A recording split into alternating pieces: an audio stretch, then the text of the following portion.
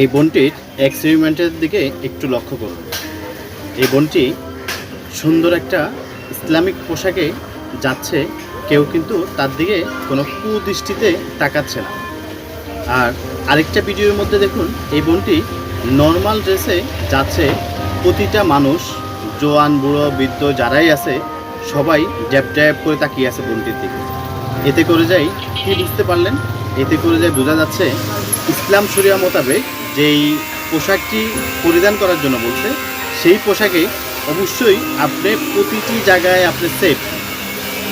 এই ভিডিও থেকে আজকে শিক্ষা নেন বোনেরা যারা, আমি আপনাদেরকে বলতেছি, ইসলাম শরিয়া মোতাবেক যে পোশাকটি পরার জন্য বলছে, সেই পোশাকে আপনারা প্রতিটি জায়গায় সেফ।